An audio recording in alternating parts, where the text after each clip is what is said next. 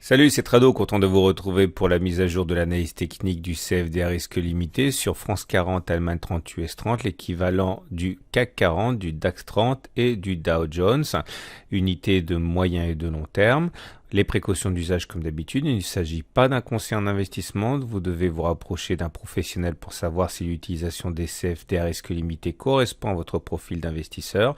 Ce qui suit n'est donné qu'à titre informatif et pédagogique. On commence par le France 40 en données hebdomadaires. Chaque bougie correspond à une semaine de cotation. Ces moments de vérité, vous voyez que nous sommes en train de solliciter cette zone des 5600, 5670 qui s'est révélée meurtrière lors des précédentes tentatives. On peut le voir, la tendance est neutre, la moyenne mobile à 20 périodes est plate.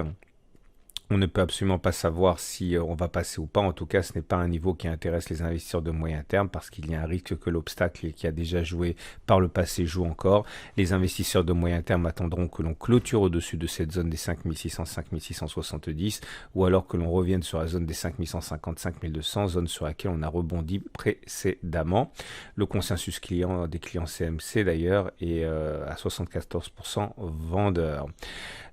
Pour les données mensuelles, c'est la même chose. On voit mal les investisseurs de long terme rentrer maintenant alors que nous sommes face à un mur, un obstacle, une falaise.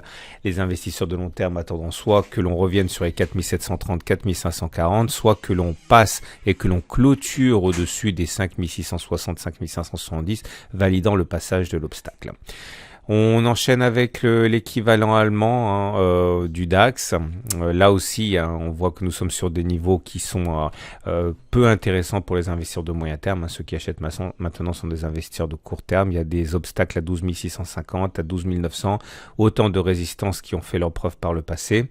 Les investisseurs de moyen terme attendent soit que l'on revienne sur les 11 570, 11 270 zones qui a provoqué le rebond déjà de multiples fois, ou alors que l'on clôture au-dessus des difficultés à 12 900 pour rentrer pour des investissements de moyen terme. Le consensus client est plutôt vendeur à 68%.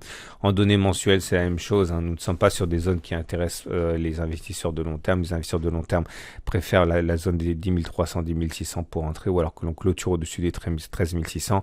Ceux qui achètent maintenant sont davantage intéressés par du court terme.